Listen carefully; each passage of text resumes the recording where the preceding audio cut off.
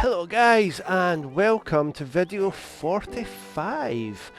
Now this is a different one from normal, so you may have noticed from the title that it is just Scottish Dad today. Unfortunately, due to scheduling conflicts, we'll call it, Kitty Cat is not able to actually be a part of this video. Basically that's just kind of posh talk for saying that unfortunately that we've just not had time to be able to do a video together, but we wanted to still get a video out for Wednesday, so this is going to be kind of more of an explanation as to what's been going on. So in the last video we did speak about trying to get a mending villager and what that was going to look like.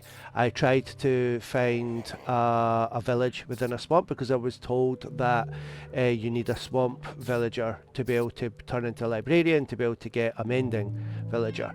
I've since been told that you don't necessarily need that, but it's still apparently the easiest way to get it.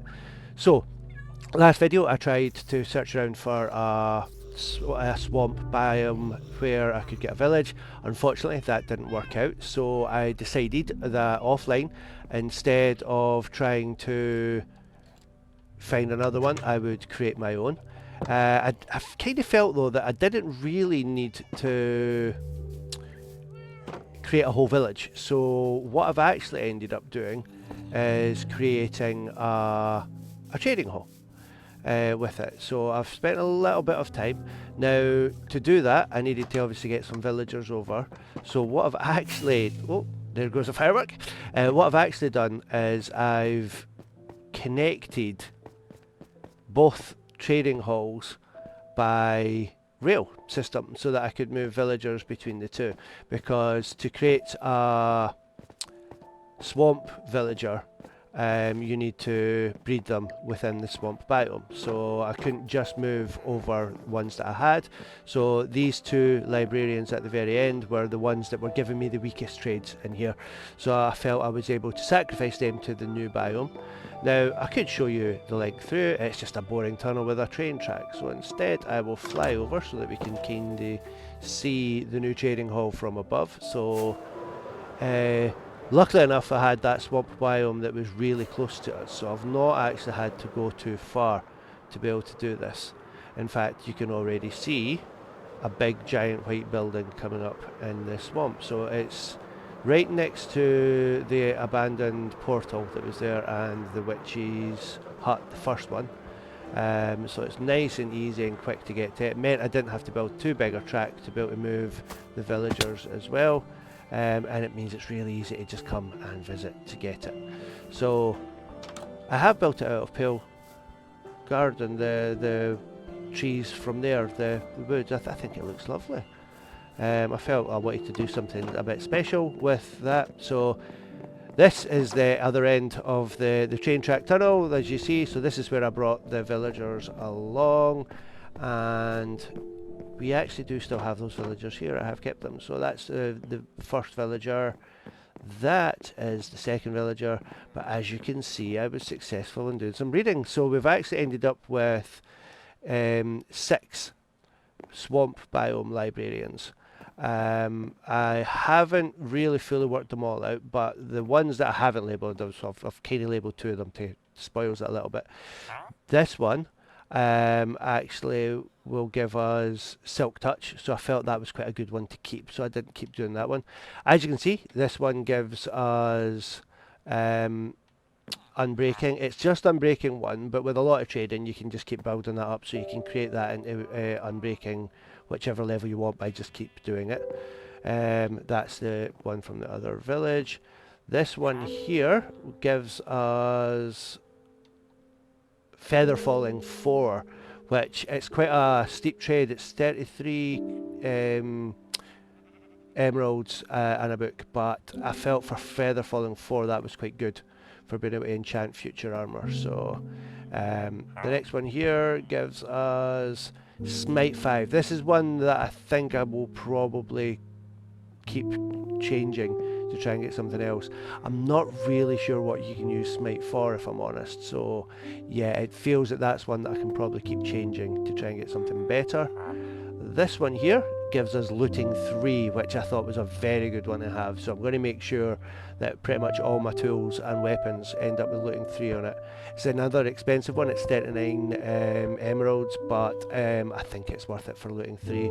We will skip the last one, which is the last villager, and then as you can see, all my work was worth it. We have a mending villager. So it does mean that I'm going to be able to put mending onto all my tools, and probably more importantly the elytra. So the good thing, as you can see, going to the elytra, I have already put it on it. It's got Unbreaking 3 on it to try and make it last as long as I can, but I'll try and get that up to Unbreaking 4 using the other traders. But it does have mending, and thanks to my automatic XP farm that I've got with the zombies, it does mean that I can pretty much just leave them AFK for a little while and fully heal whatever I want to without it really affecting anything. I mean, you can see it down below, I've got 152 XP.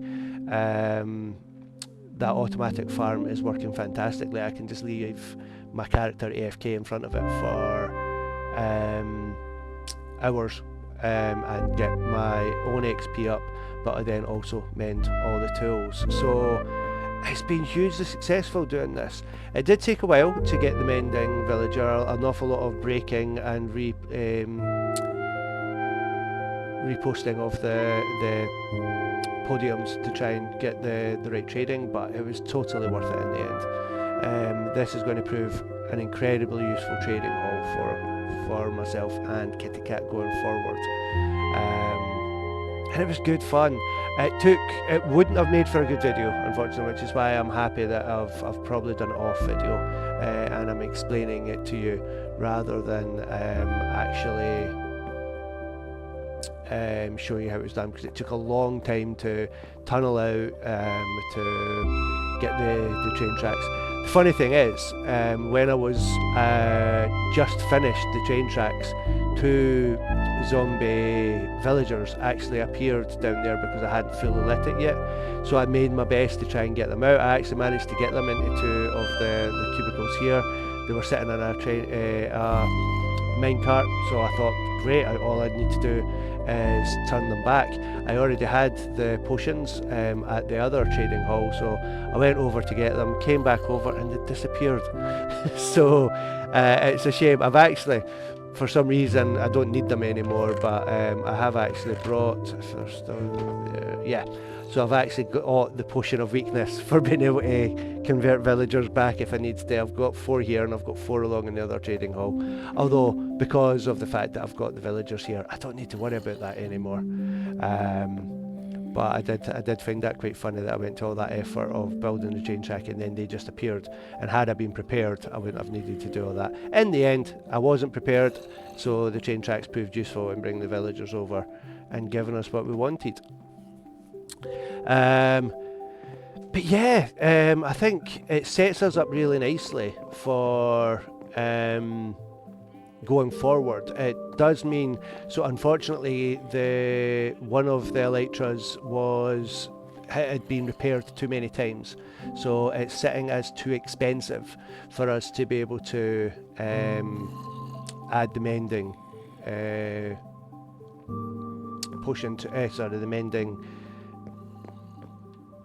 what do we call it? Enchantment. Sorry, couldn't think of the word there. The mending enchantment to it. So it does mean at some point I'm going to have to go into the end and get another one. It makes sense that I keep the one that's got the mending, as it tends to be me that's going out and doing all the adventuring. So at the minute, Kitty Cat still has one. It has been fully repaired, so she has plenty flying on it.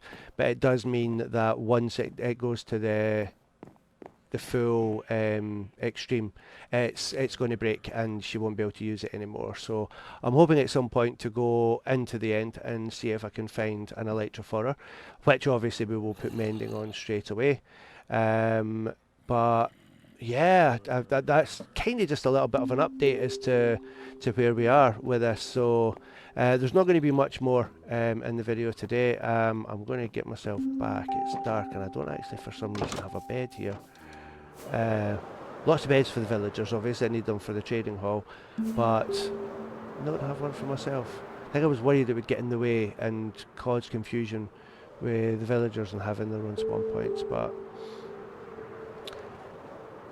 what I will do...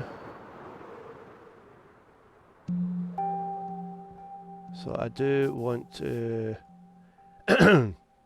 yeah, so I don't actually have it at the minute on this axe, and I do want it because it's such a good axe, so I will demonstrate what we need to do to make it work. So I should have a mending book somewhere.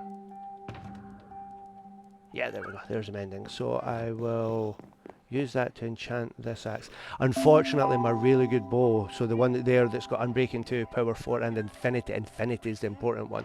Unfortunately, that has also gone too far and it's too expensive to add mending to.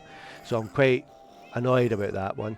The bow that's above it, I'm going to try and get Infinity onto it. In fact, that other villager that I've got that I can trade, I might just keep breaking and trying to get him to be able to have the Infinity on it, because I think that's going to be quite useful for bows going forward. Although realistically I only need it once I can get Mending onto it. But we will go into here and we will show you adding Mending, or we will try to. Put the wrong thing in, that's why that's not working. There we go. So it's only costing 5 to add it, which is fantastic. That's it on. And for those of you who don't know how it works, when you have the mending enchantment on a tool or a weapon, you can use XP to heal it, for want of a better description. Mend it, I suppose, if it's the mending enchantment. Now, normally, obviously, to get XP you have to kill things and then you collect it, but thankfully I have a very efficient working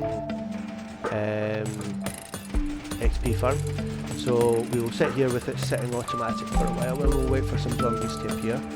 Now normally when you do this, the XP would add to the energy bar, but if you keep an eye on the little energy below the axe, and you can see the axe dip every time it collects a little globe of XP, the axe dips down because it is, because I've got it in my hand, it is taking in the XP instead. And you should start to see the axe's energy bar start to go up. So it's a yellow at the moment, but as those zombies are dying and the XP is coming out, and every time that axe takes a little dip down, we should see that bar. So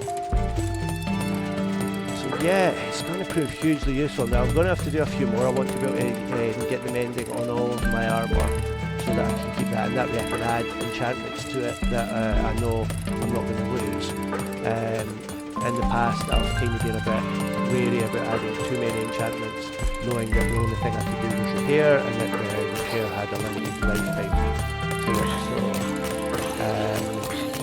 So going forward, having mending enchantment is really going to make a big difference to it. So it's taking a little while, but it is slowly going up. I'll leave it here until it comes green. You can see it's slightly changing colour now. Once it's comes green, so that the video is not too hot, and then we'll come away and we'll probably just go back to the base and end the video. But yeah, I just wanted to kind of show you guys what's been happening offline. I do have to thank the dad that plays. It was his comment in the last one video, I think it was 2 videos ago, and he mentioned about the mending villager, and I had been aware of it from watching his videos, but yeah, him pointing that one out kind of made me realise that that was something I needed to revisit and go back to. And yeah, as I say, it's going to make a huge difference going forward. So thank you, the dad plays. A little shout out for him. If you do enjoy watching these videos, you should actually go over to his channel as well. He has his own Minecraft adventure that he's working his way through. We kind of started roughly about the same time. I think he was a couple of weeks before me, but he's been going through and he's got some great videos on his channel. So I highly recommend going over, and that's the dad who plays, I think his channel is. But as you can see, the energy bar is going up. It's almost green. It's not quite, but I think it's close enough, and you can see how it works. So yeah, it does mean going forward things should be a little bit easier for me to maintain, and I will have to use less XP to do enchantments for things, as I will be able to just allow the XP farm to mend everything. So yeah, that's going to do it for today's video, guys. A little bit different from normal. I would have preferred to have done a proper video with Kitty Cat, but as I said, unfortunately it was just not working out timing wise for us to be able to do that. So until the next one on Sunday, which Kitty Cat and I have spoken, there could be a special video coming out for that one. We may do something just a little bit different for the fact that we're going to have the school holidays coming up next week for Kitty Cat, so it does mean we should have a little bit more time. So on Sunday you may get a special video. We'll see how it works out, but until then, we will see you on the next one. So take care, guys. Bye.